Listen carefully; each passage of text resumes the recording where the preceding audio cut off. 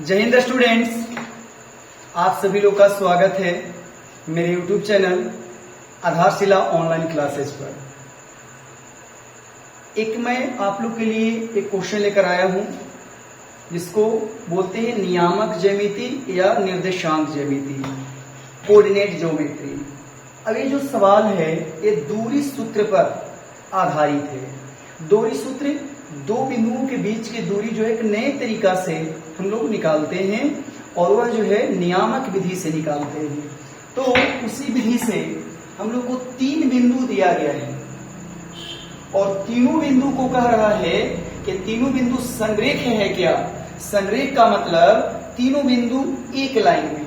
तो सबसे पहले इसको हम लोग समझें कि आखिर जो संरेख है, संरेख के लिए तीनों बिंदु हम लोग को एक लाइन में होना चाहिए, रैखिक होना चाहिए, कोलिनियर होना चाहिए।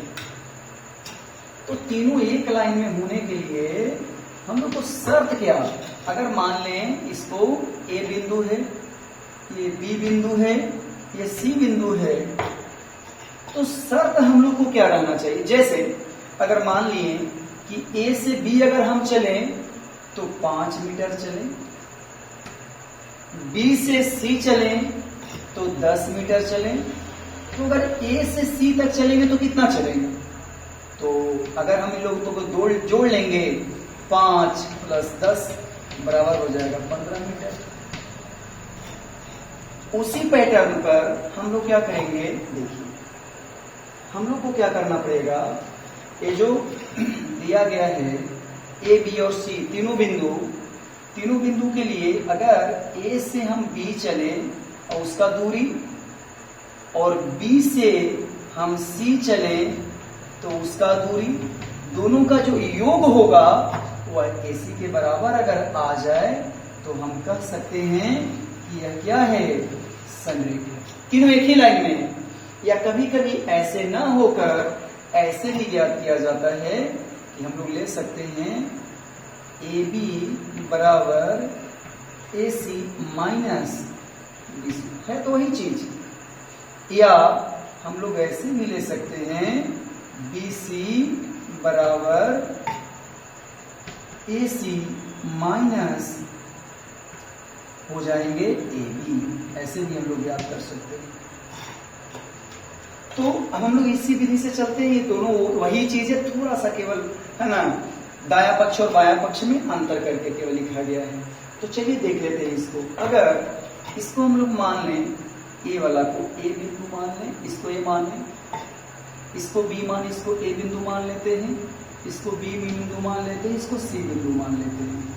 अब दूरी सूत्र से चलते हैं। तो दूरी सूत्र से हमको निकालना है ए बी, बी सी और ए सी। तो दोनों के जोड़ने के अगर AC के बराबर आ जाए तो कहेंगे तीनों बिंदु संरेख है। ठीक है ना, तीनों बिंदु संरेख मतलब तीनों बिंदु जो है एक लाइन में है। ठीक है ना। अब चलते हैं, देखा जाए। तो सबसे पहले हम लोग को क्या करना है यहाँ पर कि AB पहले निकाल लिया जाए। AB दूरी सूत्र से, दूरी सूत्र जो दोनों नियामक के बिंदु देले है, दोनों का x कंपोनेंट और दोनों का y कंपोनेंट घटाकर स्क्वायर कर देना है। तो अगर हम दूरी सूत्र निकालेंगे तो 3 में से 1 घटा दीजिए और उसका वर्ग करिए। 5 में से 1 घटाइए और इसका वर्ग करिए, तो ये आ जाएगा। 3 में से 1 जाएगा 2, 2 का स्क्वायर 4 और ये हो जाएगा 5 में से 1 जाएगा 4, 4 चौके 16 और 4 20।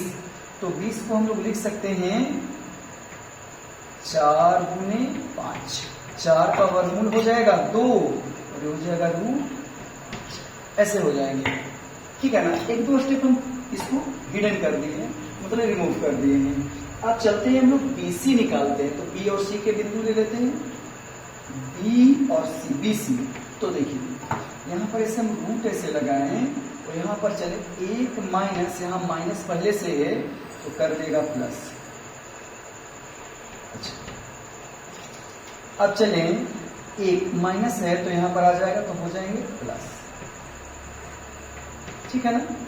अब देखा जाए तो ये हो जाएगा 2 और 1 3, तो 3 3 हो जाएंगे 9। और 5 और 1 हो जाएगा 6, 6 6 36, 36 और 9 हो जाएंगे 45। तो 45 को लिख सकते हैं 9 गुने 5, 9 का वर्गमूल हो जाएगा 3, तो ये वर्गमूल में हो जाएंगे 5, ऐसे हो जाएंगे। अच्छा, पुनः अब चलते हैं हम लोग एसी चलते हैं। एसी अगर हम चलेंगे तो हमको क्या मिलेंगे, इसको ऐसे रख लेते हैं रूट 3 माइनस, और यहाँ माइनस पहले से है तो कर देगा प्लस 2, ये हमारा हो जाएगा स्क्वायर। अच्छा, अब देखिए यहाँ पर देखिए तो 5 और वहां पर -5 है, यहाँ चलेंगे 5 और माइनस है तो यहाँ कर देगा प्लस है, ऐसे चलेंगे, ठीक है ना। 3 और 2 5, 5 का वर्ग 25, 5 और 5 10, 10 का स्क्वायर हो जाएगा, 10 का वर्ग हो जाएगा 100, 100 और 25 125, 125 को हम लिख सकते हैं 25 गुने 5, 25 का वर्गमूल 5 होगा और रूट के अंदर रहेगा 5। अब देखिए ये जो शर्त दिया गया है, इस शर्त के अनुसार चलते हैं LHS। देखिए ये जो दिया गया है हमको LHS है हम लोग को AB प्लस BC। AB है, AB का मान 2√5 और BC का मान 3√5। अगर इसको जोड़े अगर हम तो देखिए 3 गो √5 और 2 गो √5, 5 गो √5 हो जाएंगे, ऐसे हो जाएंगे। या √5 को मान निकाल के हम लोग कर सकते हैं। और ये जो मान आया है वह AC के बराबर आया है, AC के बराबर आया है। इससे हम लोग क्या जान गए कि बायां जो पक्ष आया है वह दायां पक्ष के बराबर आया है। तो हम कह सकते हैं कि जो तीनों बिंदु है, तीनों बिंदु संरेख है।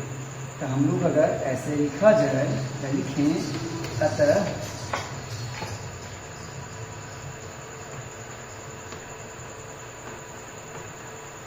नियामक के तीनों बिंदु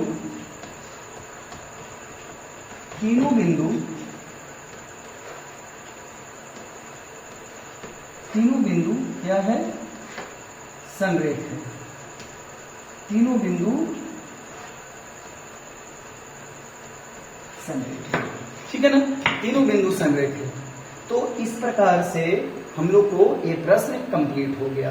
और ये जो इस प्रकार से प्रश्न पूछा जाता है एग्जाम में, वो 2 नंबर के पूछा जाता है, ठीक है। कभी कभी यह जो ऑब्जेक्टिव में भी वस्तुनिष्ठ प्रश्न में हम लोग को आते हैं बोर्ड एग्जाम के लिए। तो आप लोग को कैसा लगा ये क्वेश्चन का हल, और क्या क्या इसमें से किस प्रकार से आप लोग को है ना समझ में आया, उनको कमेंट में बताएंगे। और फिर हम लोग मिलते हैं एक नेक्स्ट वीडियो में। तब तक के लिए आप लोग को इसी तरीका से आप आधारशिला ऑनलाइन क्लास देखते रहें। तब तक के लिए आप लोग के लिए शुभ रात्रि, जय हिंद।